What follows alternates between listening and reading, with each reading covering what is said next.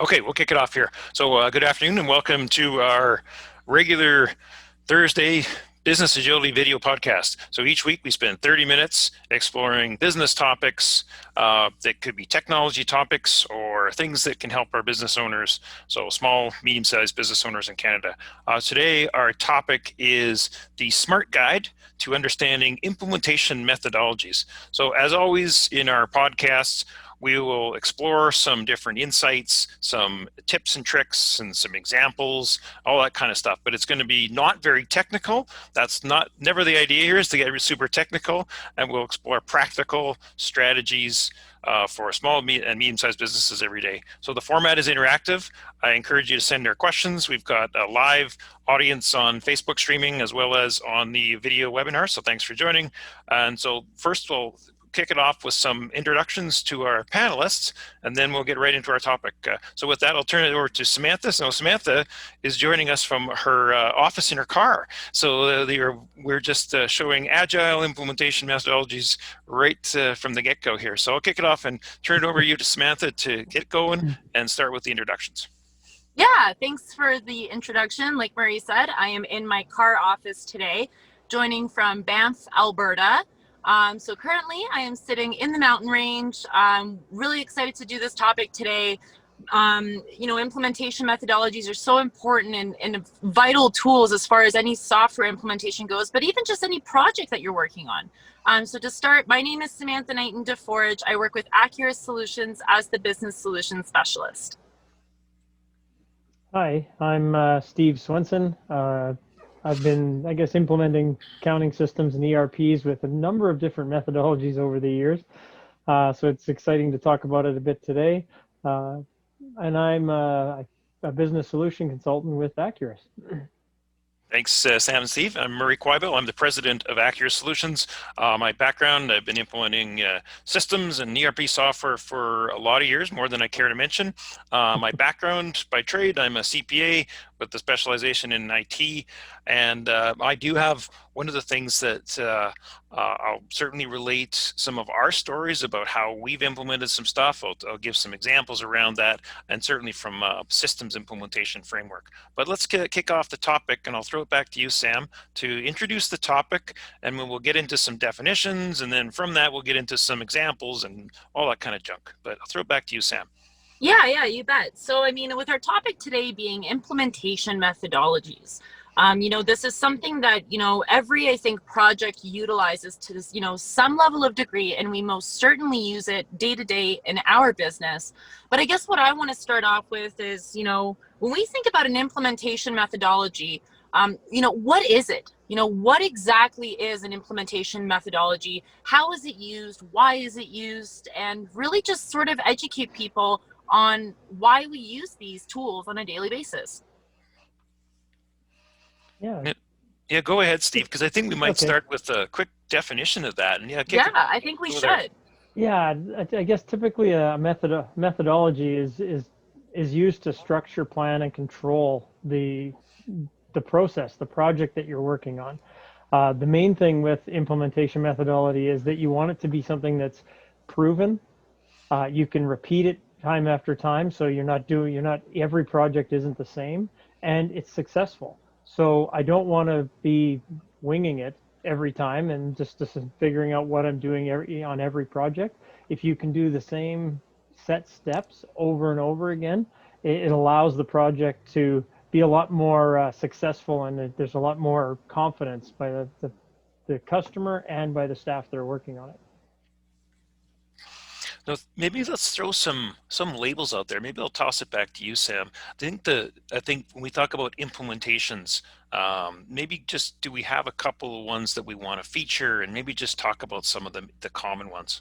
I think the two common implementation methodologies, that we use, I think, majority of software companies use are the Agile and the Waterfall methodologies. Now, when you talk about different types of methodologies, when you go through the PMI and you get your PMP sort of designation, I think it's 9 to 15 or so different types of methodologies that they use.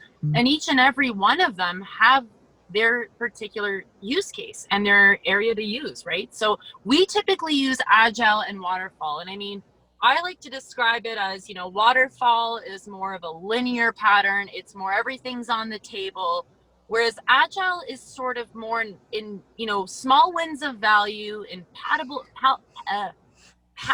components, and you get that return on investment quicker. You see sort of the image coming to life, you see the long-term investment, and I guess that's probably how I would describe those two methodologies at the highest level. I don't know, Murray, if you have any different ways of sort of talking about it, or Steve, before I sort of break it down into the puzzle analogy. Well, what I was with Sam being in Banff is one of the things we wanted a nice image of a deep waterfall, or even something like Bow Falls or something like that, just to really bring that analogy home here. We'll probably get a couple of better ones than that, but just being on the road, also being on the road shows flexibility, and I think that has to be part of really any methodologies. You have to account for change and things that might go a little off the rails, whether it's just for logistics, or just based on the fact that we're dealing with humans and people, and things change all the time. So Samantha happens to be in her car, but again, we find a way to make that work. A lot of that is agile, but when we talk about agile, there is a defined agile methodology, and if you talk to people, some people just live and breathe this stuff, and they are like disciples of certain methodologies. And I think what you find, I think Samantha, you mentioned that there's, PMI recognizes 9 to 15. Well, a lot of them are hybrids. So you get some of the common ones, and then you get different hybrids around that. I think the waterfall, I think maybe Steve, just maybe share some of the steps typically involved in a waterfall, because I think we do want to drill a little bit deeper into both waterfall and agile, and then we'll throw it back to Samantha to kind of use a couple of analogies. But maybe Steve, do you want to just kind of lay out the different steps in a common waterfall methodology? Yeah, waterfall methodology is the main thing with a waterfall is just like it sounds. It's linear. It goes in a straight line. So what the main points to it is, it's usually somewhere between 5 and 7 phases. And you complete the first phase before you move on to the second phase. So it keeps going, phase 1, phase 2, phase 3. So it can be requirements gathering, then design, then implementation, then verification, and so on. So you don't move on to the next one until you've completed the first one. This was a very common way to do it for many, many years in ERP implementations. I don't know how many of them I did in that exact methodology. But the downside to that is you define all your requirements and start the design of how the system's going to look without anybody really testing it or verifying that that's the way they want it to work. So you could run into things where you're 3/4 of the way through and somebody verifies it and says, nope, that's not exactly the way I want it. Then you get a change in scope. Now you've got a change in scope, and you have to start a new project adjustment. Whereas the agile is like you said, it's broken down into chunks. So this is a 15-day chunk of work, and here's our deliverable, and everybody knows what that is. We don't look at the big picture. We're looking at a specific deliverable. So you define it, you design it, you implement it, you test it, you do all of that in a specific little window, and it allows a little bit more flexibility. Plus, what Murray mentioned, the quick wins, you get to see the results of what you're doing faster. You don't spend 2 or 3 months designing something and not actually seeing how it works. Yeah, I think that's a good introduction to both of them, and I think as we're trying to just defining them, I think we're going to get into some discussions about examples and experience and stuff like that. But what I'm going to throw back to you, Sam, is that share your puzzle analogy, because I think it's a video that Samantha did a few months ago, and I think it was just an excellent way of kind of contrasting those two methodologies. But yeah, share some of that, Sam, please. Yeah, no doubt. And I mean, this, obviously I'm in Banff, and I was really planning on showing some pictures with this, but I'm not on my laptop.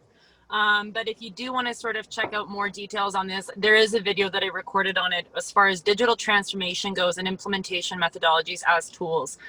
The analogy that I defined on there is of a puzzle. Now, typically, the rule of thumb with any puzzle that you do is you start with the frame, right? You lay everything on the table, and then you know that that is the fixed and just structure of any puzzle that you ever do. And you start with the frame, and then you focus maybe on, you know, bigger sections that are more obvious, and then you work towards the completion of that puzzle, because you start with the straight edges and you complete it from there. And that's what I like to define more as waterfall. When you dump the puzzle on the table, everything is there on that table in one spot, and it's the way that you define it in a waterfall methodology. You start with the frame, move to the different, you know, obvious features of the puzzle, and then complete it. And as a result, you do see small wins of value in a waterfall methodology in that instance. Now, the other thing is, you know, my father and I completed the 18,000 piece Ravensburger puzzle. Now, it was a very, very large puzzle, very intimidating. We're a puzzle family, so, you know, we always, we're very into this kind of stuff. There's a guy backing into me and a little nervous. But the puzzle was very unique. And when we talk about starting with a frame, that's typically that's what makes most sense. Well, in this particular instance, when we opened the box, not only did we see that the puzzle had been divided into 4 separate sections, so it immediately implied an agile approach. There's obviously a variety of reasons for this. It would be very overwhelming. It would be difficult to achieve. Motivation would be lost. It'd be very hard to get value because everything was on the table. So the agile methodology was put in place. Now, it didn't make sense for us to start with the frame. And the reason is the frame was 3 solid gold rows.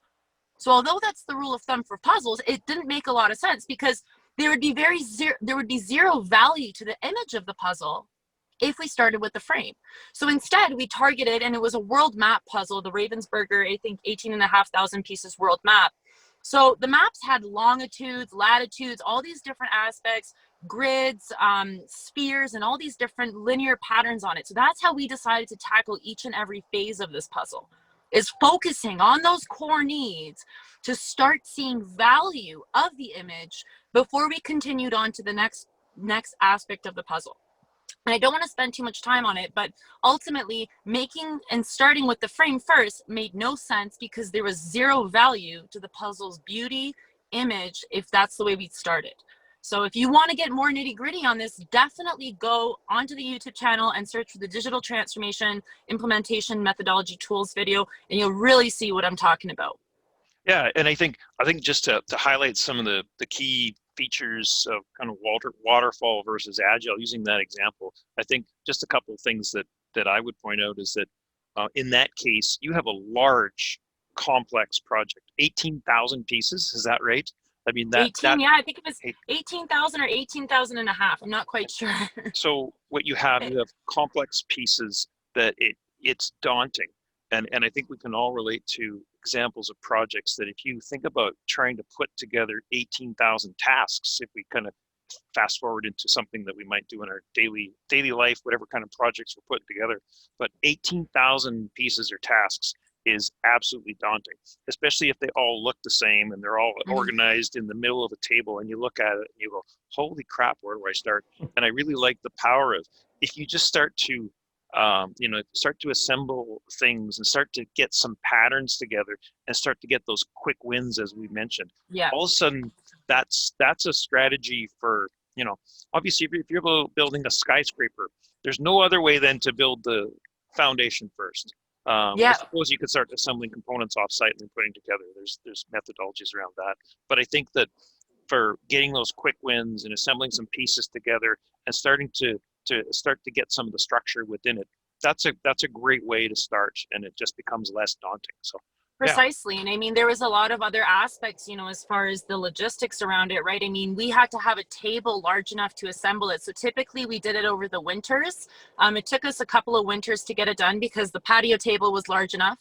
But we also realized we're not able to actually hang this puzzle in one piece. So all 4 pieces had to be hung separately because we didn't have a wall big enough in the house where the puzzle could proudly hang. Yeah. So there was a lot of different aspects. My mom needed her patio table by the end of spring. So that was our quote unquote go live date.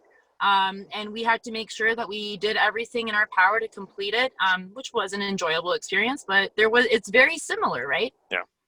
Well, It is. That's a great example. yeah, I think it is, and it kind of just something that we can all relate to. If we switch gears a little bit, a couple of things we want to achieve in our call today is we want to maybe drill down a little bit deeper into those, to the methodologies with maybe some examples and maybe some pros and cons. Maybe talk about the relative costs, but maybe I'll throw it back to you, Steve, to maybe relate a couple of examples if you don't mind, or maybe start with one and then we can throw it back to each other. But just an example of either a waterfall or a agile methodology, and maybe a couple of things that worked well and maybe didn't so much.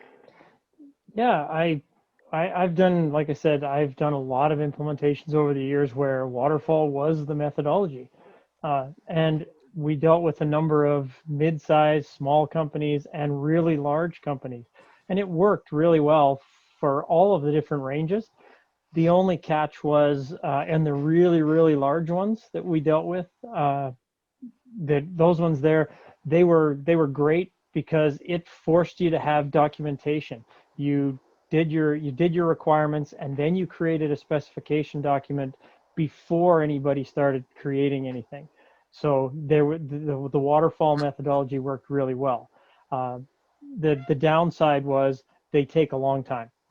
You find we took it that way. So you can there's different, like everything, there's different levels of complexity around waterfall. You can do a simple. You have templates. You start with, and we talked about this with some of our clients, where there's a template snapshot you start with. So some of the information is already preloaded and pre-set up, and you don't have to go through all those additional steps. And then you have templates for fill out these forms to quickly complete the configuration. Whereas the more complex ones, you're asking for people's input and your documentation and testing, and goes around in circles in one phase for a long period of time. And so I guess we found with those ones, the bigger ones were definitely considered more hours. The other side of it was I don't know if you want to get into now, as we talked about costs and front loading, back loading of costs. Mm-hmm. Typically on the waterfall one, we found that the implementation team was heavy. There was a lot, and project management was a lot more front loaded. Those first phases were really heavy, lots of hours, lots of time put in. Then that sort of slowed down a little bit, and then it was a big spike again at the end before a go live. The nice thing about the agile was you spread that out. You're keeping your project management and all your work and time and costs are spread out across all of the different sprints that happen in your agile process. Yeah, and I think that, in my personal opinion on especially waterfall and agile, is I think the one thing is there's definitely a time and a place for both. And I don't want to sit here and think that, waterfall is crap, or, it gets more expensive, because there is a time and a place, and there is a time and a place it works. Many companies have the structure, they're very organized. And in those cases, if they're very, they don't have anything extravagant going on, then it's a great place. But I like to think that agile is a perfect, sort of tool to use when you've got, let's say, a very aggressive go live date. I know we've had customers sort of go through this exact thing, is that they need to be off their system in a specific time frame. So when we talk about agile and we talk about return on investment at the same time, if you're a business that, let's say, needs to be off your solution in the next couple of months, you want CRM, you want manufacturing, you want inventory, you want sales, you want accounting. Well, the obvious solution is, well, let's streamline with accounting. It is the fundamental and the backbone. Let's work with inventory and order management. We'll go live with phase 1 first, and then we'll deploy manufacturing over time. And I know in most cases, a lot of companies, when they're looking for a mid-market or a small mid-sized enterprise solution, that most of them and majority of businesses come off of QuickBooks and Excel. You get companies that do come off NetSuite. So, it's not like you're doing a lot of different, you're not shape shifting the organization, so to speak, into this brand new norm where they're not using bill of materials. Now, obviously, that's a factor that you have to take in when you do sort of deploy implementations, but it doesn't cause a lot of strain on the organization. So, starting with, okay, let's get you on this, and then we'll work and in phase 2, we'll deploy your bill of materials. And then in phase 3, we'll deploy, your CRM solution, and sort of prioritizing the critical needs first that especially focus on returning on investment. Right? I know there's businesses sometimes that just purchase an HR system where they have too much inventory, they have not enough inventory, they don't have the replenishment they need. Well, addressing that core issue first would make a lot more sense than implementing an HR system in most cases, because at least that inventory solution gives you a return on investment. Yeah, I think that's it. There's some great points there, because I think that one of the things I want to highlight there is you talked about prioritizing critical needs first, and I know what happens. We've seen this a million times, is that if you do sit down and properly define all of the business requirements, you could spend months, or in larger ones, they could spend a lot longer than that to get them all documented. They get them in a nice thick binder or set of binders. And I don't know how many times we've seen this in large enterprise ones where they just sit in binders, and they actually either never complete that process, or they actually may complete the analysis, but they actually don't get into the delivery. So I think that's, what you've done there, not only have you not hit on the critical business requirements, you actually haven't done anything. So you waste a lot of time and money. So there is that risk. But I think that, if you do think about the critical business requirements, I don't know how many times, so in the enterprise example, yeah, you may spend a lot of time and gather a lot of information. With the average small, medium-sized business, they're moving so fast, and it's almost impossible to assess business requirements completely upfront. And what we find all the time is once you get into it, once you find out exactly what's going on, and you get a sense for the people and the business processes in place, all of a sudden something crops up that you never anticipated, or the company never anticipated it was being a problem. And so you may identify that critical business requirement that was never properly assessed right at the get-go. And then what that might force you to do is switch immediately and say, okay, you know what? This is my key. This is priority. Can we move this up the ladder? I would say that, in a lot of cases, an agile methodology is more suited to that. But I do want to, so we got 7 minutes left here. I want to share a couple of examples, and then I think we want to conclude around, how do you know what implementation is right for you? But we'll conclude on that topic. But let me share a couple examples, because I want to do that. I'll do that quickly. I would say typically in software, particularly ERP software, it does typically lend itself to a waterfall approach, that things typically need to be done sequentially. Now, when I say typically, if you talk to most providers, that's exactly how they do it. So they'll start with the requirements, they'll start with the configuration, they'll start with the general ledger, you'll start with the chart of accounts. You can't do anything else once you got the chart of accounts, and so on. And that's a typical approach. Having said that, we've actually done recently more agile methodologies, and for us, for us in this industry, it's actually quite revolutionary. We've been involved on some software development projects using Agile in the past that have gone extremely well. And I've been involved in strict Agile, where they have their diligent stand-up meetings for 8 minutes a day or 10 minutes a day, whatever it is. You stand up, you gather for 10 minutes, and then you're gone. What I say that we're doing now is more modified Agile. Of course, stand-up meetings are now virtual.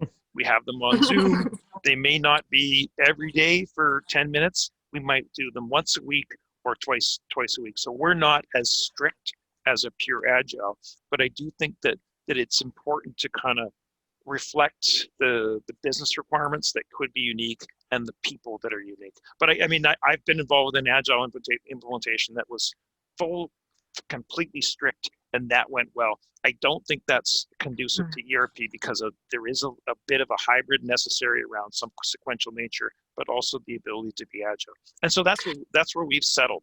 And just to conclude there, we've settled on a modified agile that does have the ability to be very flexible, but also it does kind of mirror the sequential nature of what needs to happen first, with what needs to happen later, but it does give the framework of that with the ability to be flexible.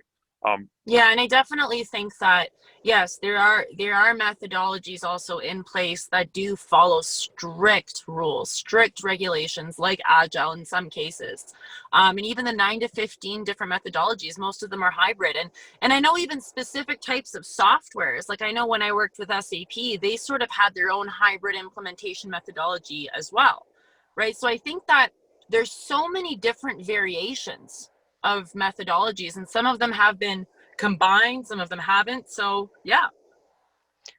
What so let's switch gears and we'll conclude on this topic, and then each of us can speak to it. But how do you know what implementation methodology you should use? If you're a business owner implementing something, how do you know what you should use? That's a really tough one it really depends on who your project manager is, who you're working with to do your project. There's a lot of factors that go into that. Yeah. I guess the biggest thing that I always stress is you have to have one. A methodology is something you have to have. Whichever one you choose, it will work. We've done them where we've started off scoping a project as a waterfall. And as we got started on it, it's like, no, they want to do this. They want to make some adjustments. So we do parts of it as agile. So it's just segments of in the middle have been switched to agile, but the overall project plan was designed on a waterfall basis to say, we're going to start on this date, we're going to end on this date.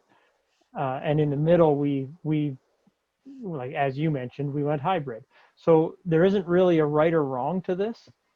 Everybody has their favorites, what they've used before. The key that I always say is, as long as you have one, you stick to it and you follow the process. Yeah. Sam? I think I would definitely say, you know what, I think every project that you're doing, whether it's a construction project or some pipeline project or a software project, I think that the partner you work with, or, you know, and the vendor you work with, will always feel comfortable and gravitate towards something that they've proven to be successful in the past, something that they're comfortable with, or they've worked with that industry before, similar company in nature as far as requirements goes. So I definitely think that, you know, collaborating with the vendor and the partner is critical. But yeah, like Steve mentioned, there is no one size fits all. There is no black and white answer to this. And it really depends on a lot of variables, things like critical needs, you know, are there any pressing times? How many people are going to be involved? And, you know, also the competency of the people, right? Are these deadlines going to be realistic? There's so many variables. So I think that, you know, all of these things need to be thought of. All of these people need to take this into account and think big picture, and work with the partner and be just honest and really trust the partner and be honest and transparent with, you know, the team, the requirements, and then just have that constant communication to make it successful. Yeah, and I will echo a lot of that. When I could conclude, my final thoughts on this is, we are dealing with people. So the key variable in the success of the project, of any project, at least the ones that we deal with, as much as it might be a technology project, it might be a piece of software, but the key variable is people, and I can't stress that enough. So really, whatever methodology you choose, it's going to come down with basic fundamentals of project management. Now, if you look at any of the methodologies that anyone can think of, it will have these fundamentals that include setting expectations, setting up a communication plan, having some idea of a project budget, or a set of, whether you call it a project charter or whatever you might want to call it, but something that sets out the scope, the expectations, the key success factors, budget, timelines, and things like that. Doesn't matter what methodology you have to have those key components. And then as you're doing the project, you have to communicate with people. People need to execute the work. So you need to follow up with them. You need to make sure that they're motivated and make sure that they know what's coming up and what they need to do next. So again, it comes down to that. And it doesn't matter what methodology is. To Steve's point, have a methodology, and then have people that are, you know, understanding what the expectations are, and then making sure that you have a mix of resources in the project, some that are doing the work and others that are monitoring it and directing it. So that would be kind of my thoughts around that. The costs are going to be roughly the same, I think. I mean, there's advantages either way, but again, it's going to come down to the, following what you set out to do and then checking in as we go, and that'll get you to the finish line.